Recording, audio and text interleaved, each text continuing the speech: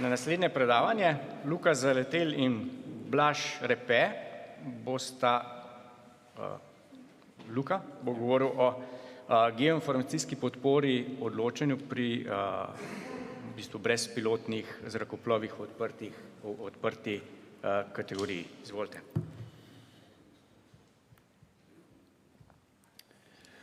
Zdaj, morda vsaj geografi na pogledu na to prosojnico pomislite, da proučevanje tega področja ne spada med neke tipične raziskovalna področja geografije, ampak tekom moje raziskave je postalo jasno, da je tudi to področje dejansko zaradi svoje interdisciplinarnosti zelo geografsko. S tem v mislih vas v mojem in pa Blaževem imenu prav lepo pozdravljam na predstavitvi izsledkov te raziskave, ki se je osredotočala na brezpilotne zrakoplove oziroma pravno urejanje tega področja. Zdaj, brezpilotni zrakoplovi, pogosto imenovan tudi droni, so relativno mlada tehnološka inovacija, ki pa zadnje desetletje intenzivno prodira v praktično vse pore človeške dejavnosti in doživlja tudi eksponentno rast. Močan porast beležimo tudi na primeru njihove zasebne, rekreacijske uporabe, posledično pa smo priča tudi številnim poskusom pravne regulacije te dejavnosti. Zdaj, pravni dokumenti so za povprečnega bralca pogosto preveč zapleteni, kar pomeni, da ključen vidik predstavlja tudi učinkovito informiranje širše javnosti. Zdaj, vse bolj je to jasno tudi pristojnim institucijam, ker lahko upravičeno izpostavimo kot korak v pravo smer, ampak še vedno ostajajo določene pomanjkljivosti. Zdaj, namen naše naloge je bil v bistvu prvo prepoznati te pomanjkljivosti, jih odpraviti z uporabo GIS-ov in pa tudi metode večkriterijskega odločanja in hkrati nekako oblikovati metodologijo za morebitne nadaljnje raziskave. Zdaj, nekako glavni vir pri določanju teh relevantnih območij letenja je vsekakor zakonodaja s področja brezpilotnih zrakoplovov. Pravno urejanje tega področja ima v Sloveniji relativno kratko, ampak zelo dinamično zgodovino, in sicer začetki segajo v junij leta 2016, ko je s prvo direktivo pristojna Agencija za civilno letalstvo praktično čez noč prepovedala skoraj vsako opravljanje letalske dejavnosti z brezpilotnimi zrakoplovi. Zdaj, po številnih kritikah je že naslednjega meseca, torej julija, sledila celovitejša uredba o sistemih brezpilotnih zrakoplovov, ki pa je nato veljala do konca leta 2020, s prvim dnem leta 2021 pa jo je zamenjala nova skupna evropska uredba, ki jo v Sloveniji imenujemo Uredba o izvajanju uredbe UAS in je veljavna še danes, konec letošnjega maja pa je doživela tudi prvo večjo novelacijo. Zdaj, za razumevanje te tematike je ključno, da si pogledamo dva pojma. Pri prvem govorimo o tako imenovanih geografskih območjih letenja. Gre namreč za dele zračnega prostora oziroma območja, ki jih predvideva ta veljavna uredba, ki bodisi olajšujejo, delno omejujejo ali pa v celoti prepovedujejo letenje brezpilotnih zrakoplovov. Pri drugem terminu pa govorimo o odprti kategoriji letenja. Zdaj, odprta oziroma letenje brezpilotnih zrakoplovov je po veljavni uredbi predvideno v skupno 3 kategorijah, pri čemer je odprta kategorija tista z najmanjšo stopnjo tveganja, kjer poteka v bistvu velika večina letalskih operacij. Ta se nadalje deli še na 3 podkategorije, A1, A2 in A3, za katere je značilna vse večja stopnja restrikcije, ampak če to povežemo z geografskimi območji, je edina razlika med A1 in pa A3 ta, da je v podkategoriji A3 predviden še dodaten pas omejitve v oddaljenosti 150 metrov v oddaljenosti od stanovanjskih, poslovnih in pa rekreacijskih območij. Zdaj, ta uredba je prinesla številne novosti, ampak verjetno največja in z vidika uporabnika tudi najbolj dobrodošla je uvedba uradne spletne karte geografskih območij, ki vsebuje številne dobre značilnosti, ampak tudi kar nekaj pomembnih pomanjkljivosti. Zdaj, ena izmed teh glavnih pomanjkljivosti je predvsem osredotočenost na tako imenovana geografska območja, torej na območja, ki izhajajo iz te veljavne uredbe. Ampak pri tem moramo razumeti, da je ta uredba res da glavni, ampak vsekakor pa ne edini pravni dokument, ki lahko določa območje omejitev, namreč poleg teh geografskih območij poznamo še druga veljavna območja prepovedi, vprašanje je le, kateri organ nas bo v primeru kršenja pravil kaznoval. Zdaj, s tem v mislih smo mi nekako bolj celovito pristopili k izdelavi karte omejitev in poleg nekako področne uredbe upoštevali tudi druge pravne dokumente. Mi smo v sklopu našega dela analizirali približno 60 pravnih dokumentov in se o tem pogovarjali s približno 50 sogovorniki ter oblikovali nekako celovitejši nabor teh relevantnih območij, ki ga vidite na prosojnici. Sloje nekaterih območij smo zgolj prevzeli iz uradne karte geografskih območij, druge smo pridelali z obstoječimi podatkovnimi bazami, nekatere pa smo z vektorizacijo v celoti izdelali sami. Zdaj najpomembnejši del pa so seveda sami rezultati. V prvi fazi smo se posvetili izdelavi karte omejitev na območju celotne Republike Slovenije in sicer za vsako podkategorijo letenja posebej in ugotovili smo, da je v podkategoriji A1 nekako letenje brezpilotnih zrakoplovov prepovedano na 14,7% državnega ozemlja, če pa nadalje upoštevamo še nekako območja potencialne prepovedi in vpliva dejavnikov, pa lahko tako imenovano brez posebnih zadržkov letimo le na 59,8% države. Zdaj pričakovano je v podkategoriji A3 ta delež prepovedanih območij na račun že omenjenega dodatnega pasu omejitve precej večji v primerjavi z podkategorijo A1. Tokrat oziroma v tej podkategoriji lahko je letenje prepovedano na 44,6% državnega ozemlja, medtem ko lahko brez posebnih zadržkov letimo zgolj na dobri tretjini državnega ozemlja. Zdaj te naše karte pa smo primerjali tudi z uradno karto geografskih območij in ugotovili, da prihaja do pomembnih razlik. Ena izmed pomembnejših je sama uvedba prikaza za podkategorijo A3, ki je na uradni karti sploh ni. Omenimo pa lahko tudi sama nova območja omejitev, ki so na uradni karti spregledana, ki jih prikazuje, se pravi, karta na prosojnici. Zelo zanimiv je tudi naš izdelan sloj stanovanjskih, poslovnih in pa rekreacijskih območij, ki predstavlja alternativo sloju na uradni karti, ampak tudi ta naš sloj vsebuje določene pomanjkljivosti, zlasti na primeru preozkega zajema relevantnih območij omejitev v urbanih središčih, zaradi česar ne moremo reči, da nekako v celoti nadomešča sloj na uradni karti.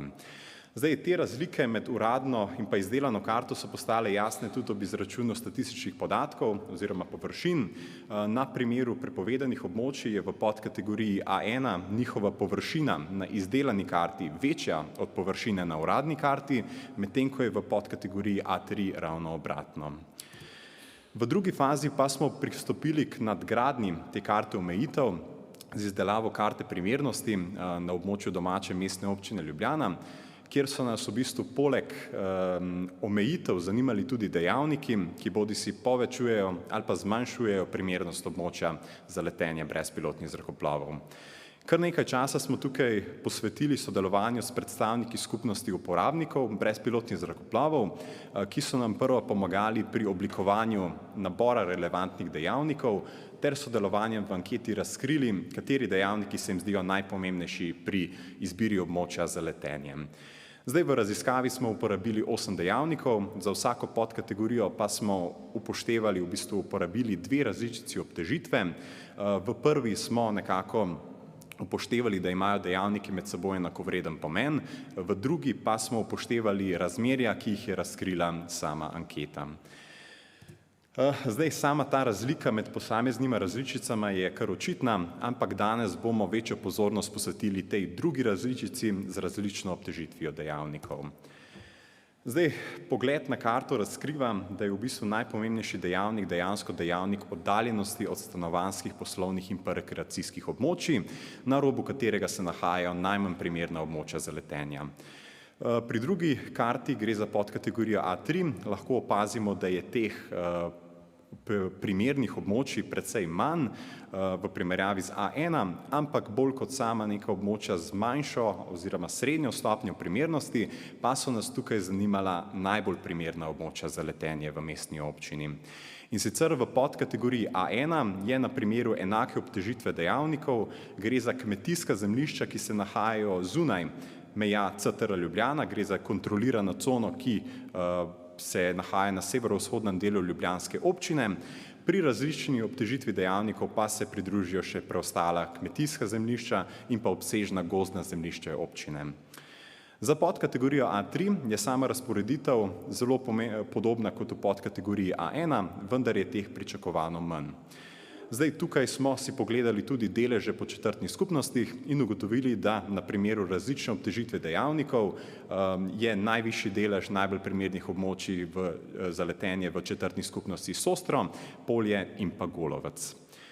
Zdaj, zavedali pa smo se, da lahko naš aplikativen potencial raziskave dosežemo le, če te rezultate na učinkovit način ponudimo širši javnosti. S tem namenom smo v ArcGIS Online izdelali tudi 4 spletne karte, torej 2 karti primernosti in pa 2 karti omejitev z rezultati našega dela.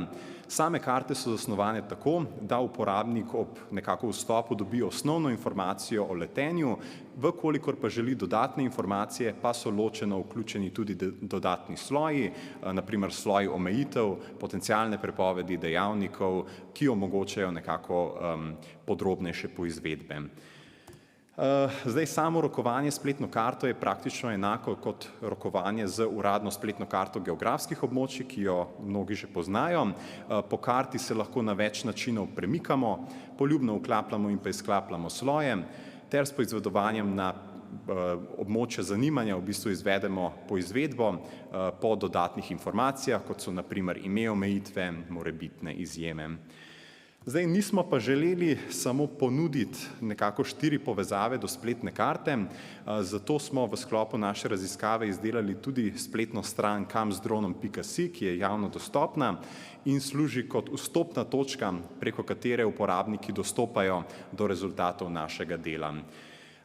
Zdaj, ta dostop oziroma preusmeritev pa poteka prek 2 vprašanj, ki uporabnike pozivata bodisi k izbiri modela brezpilotnega zrakoplova ali pa podkategorije, v kateri nameravajo leteti, in se pravi, ob izbiri ene izmed možnosti se pojavita 2 gumba, ki uporabnike preusmerita na karto omejitev ali pa karto primernosti za ustrezno podkategorijo.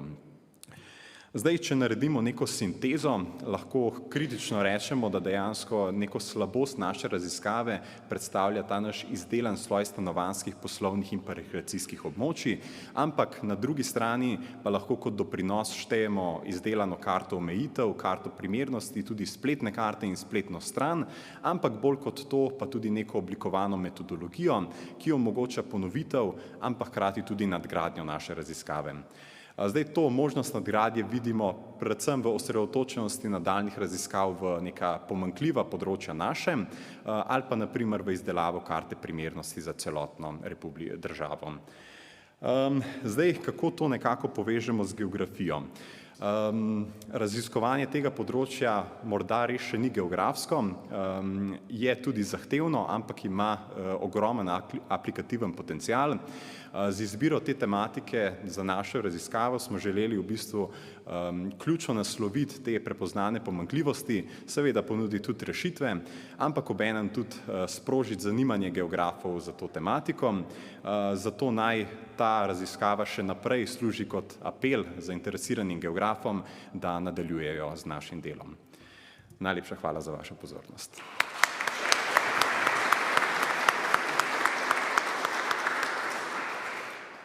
Hvala za zanimivo predstavitev.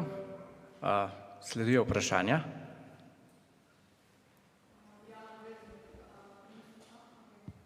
Jana Breznik, mene bolj podrobno zanima ta sloj pozidanih zemljišč oziroma rekreacijskih površin.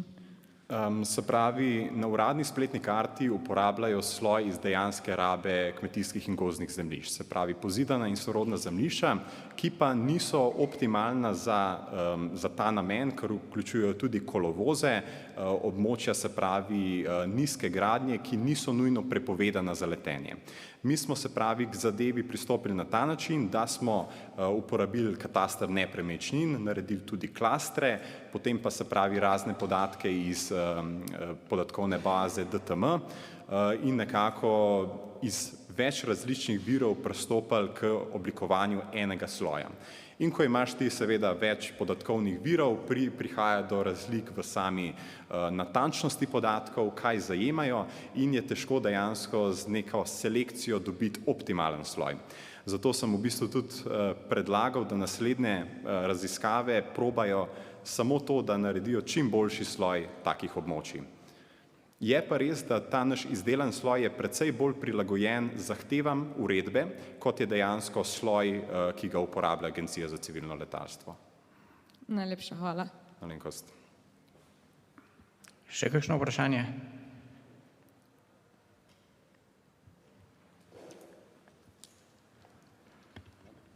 Timotej Verbovšek. Kaj pa kategorija A2? Kategorija A2 je z vidika geografskih območij enaka kot kategorija A1. Ima pa druge zahteve, kar se tiče, se pravi, oddaljenosti, naprimer od ljudi, ampak tega ne moremo prikazati na karti, ne, ker to je precej spremenljiv dejavnik. Ja, ko sem pogledal zdaj na homepage, pa je tudi predvidena, ki jo izbereš, ampak na karti je pa ni, ne? Ja, zaradi tega, mogoče je to, se ne vem, a je dodan ki opomba, ampak v bistvu je enaka kot za podkategorijo A1, zato preusmeri na karto za A1. Okay, hvala. Pa drugo vprašanje, imate kaj podatka, koliko je teh prijav pa inšpekcijskih postopkov, koliko se to v resnici izvaja? Se vem, da ni to ravno tematika, ampak je pa s tem povezano. Zadeva v bistvu postaja vse bolj aktualna, vse več je prijav, vse več je tudi prekrškovnih postopkov in tudi vse več je kazni.